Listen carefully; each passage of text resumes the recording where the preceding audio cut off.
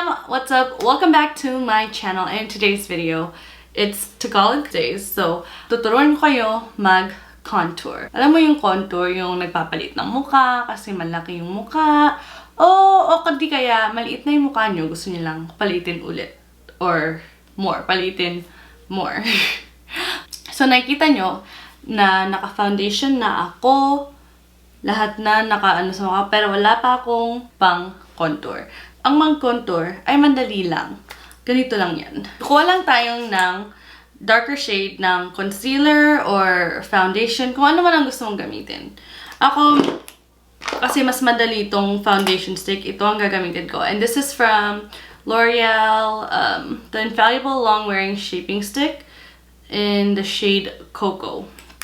So, obviously, di ko alam kung obvious mas darker to sa mukha ko. So, ang gagawin natin para lumiit ang mukha natin, ilalagay ko lang to sa mukha ko. So, i-close up ko kayo para makita nyo ang aking ginagawa. O yan ha, close na tayo para makita nyo. Diba? So, nakikita nyo, wala talaga, ang hirap mag-Tagalog. Ang gagawin natin para paliitin ang mukha, ilalagay lang natin to para magkaroon tayo ng cheekbones, 'di ba? Kung saan wala kayong shadow. You know? So, ilalagay natin sa side ng mukha natin. At ilalagay ko lang to above the ear line. Ganun ako maglagay. Kung hindi pantay, okay lang yan, maayos pa yan. Okay? Hindi kailangan perfecto. Tapos, ilalagay natin sa ilalim ng baba natin. Para, yung double chin natin mawala. At saka ito, kung malaki ang noo nyo, maganda ito. Ilalagay natin sa forehead natin. Sa ganyan.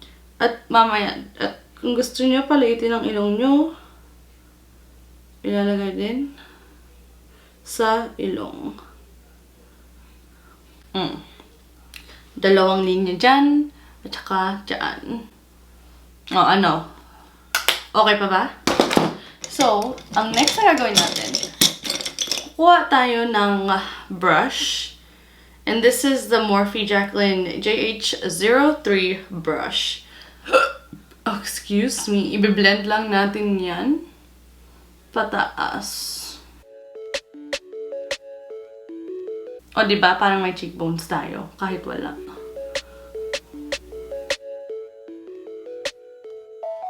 Pati sa ilalim ng chin. Ipupul lang natin yan. Pag ganito.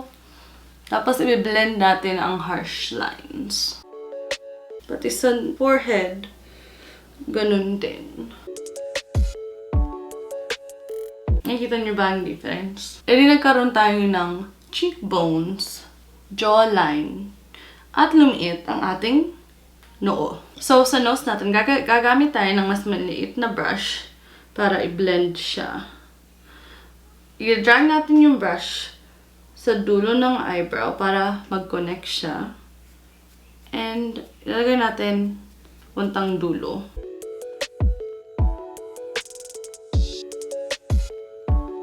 Ngayon na na-contour natin ng husto ang ating muka.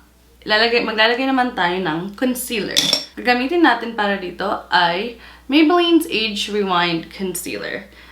I like this kasi madali yung applicator niya. Maglagay kung saan natin gusto. So, ilalagay natin dito sa ilalim ng mata. Kasi kailangan natin i-conceal ang buhay. At saka, hindi kailangan marami. Kahit onti lang. Diba? Kasi pag masyadong marami, mahirap siya i-blend later. So, ilalagay lang natin to sa gusto nating we want brighter. Brighter is mas maliwanag. Ganun ba? Tutulong din to i-shape ang ating muka. Ilalagay natin sa forehead. Tsaka sa ilong. Baka kailangan natin i-contour ulit mama yung ilong. Titingnan natin. So, ito rin ilalagay ko dito. Kasi, maitim medyo dito ang aking lips. So, it's okay. Ibe-blend natin yan lahat. Huwag kayong matakot, okay? Hagagaan tayo ng sponge. Ibe-blend out yan. Ibe-blend out yan.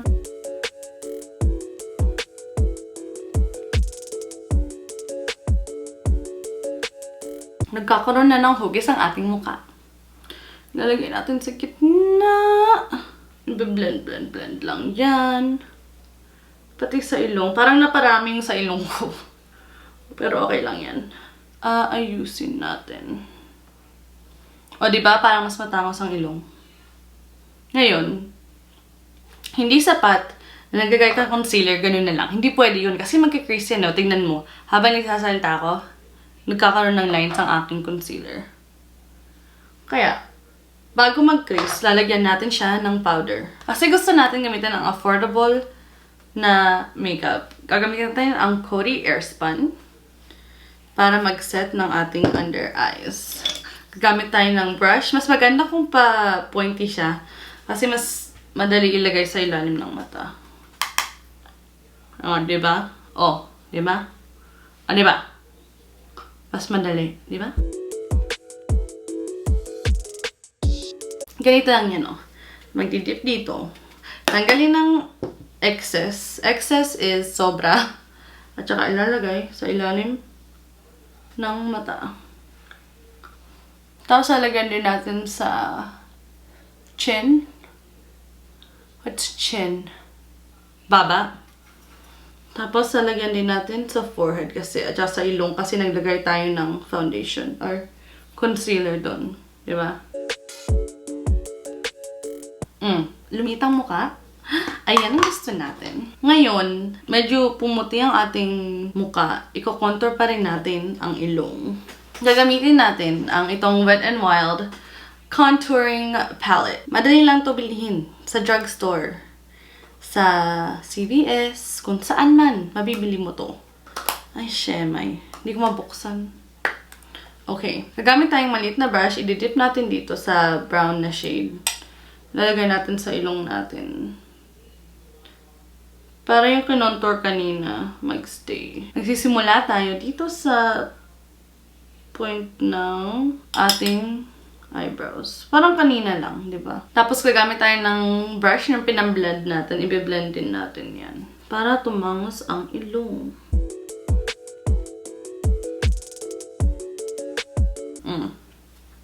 Diba? Para iset yung contour natin kanina. Kasi diba cream yun. Kailangan iset ng powder din eh. Gagamit tayo nito. Lalagay lang natin dyan. Tapos, susundan natin yung line.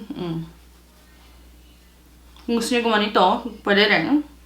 Kasi, mas nakikita nyo yung cheekbones, di ba? Kasi wala akong cheekbones. Kailangan ako maganito. Lalagyan din natin ang ating noo. At of course, ang ating double chin. Or triple chin. Or maybe just one chin, di ba? Maybe nag-iisa siya. Buhok. Okay. Tapos, ngayon, maglalagay na tayo ng blush. At ang blush na gagamitin natin ay ang Wet n Wild Blush. Hindi ko alam ang kulay niya kasi tinanggal ko. Sorry guys. Pero ito ang itsura niya. Kuha tayo ng brush. Ganito, ganito. Ganon, ganon. Tapos maglalagay tayo sa ating pisngi.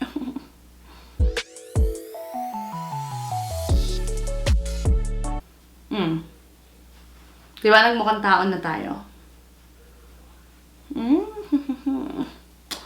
At kung masyado kayo naglagay ng marami, pwede nang kuha ng brush. Ganito, ganito. Oh. Edi okay na. At saka, hindi kompleto ang makeup routine ko kung walang highlight. So, ang highlight na gagamit natin ay ang Maybelline Chrome Master Metallic Highlight in, I think, Molten Peach. So, gagamit tayo ng fluffy brush. Kahit anong brush pwede naman. Basta maliit, malalagay mo sa mukha mo, okay lang yan. So, this is the F5 brush from ColourPop. Ganito, ganito. Ganito, ganito. Ganito. Tapos, ilalagay lang natin dyan sa high points ng mukha natin. Para pag, makita tayo ng araw, gagawin tayo. Mukha lang akong ing-ing, no? But that's okay. Ilalagay natin sa ilong natin para tumangos ang ilong. Okay guys, ano sa tingin nyo? Okay na ba? Lumiit na ba ang aking mukha? Compared to kanina? Teka, i-back out ko kayo para makita nyo ang buong picture. O diba, contour to life na ang ating mukha. So, hopefully you guys learned something today. Don't forget to subscribe. If you haven't already, join the Russell family so you don't miss a video. I post new videos every week. And as always, don't forget to be kind. Huwag niyong kalimutan maging mabait sa sarili niyo at sa ibang tao. Bye guys!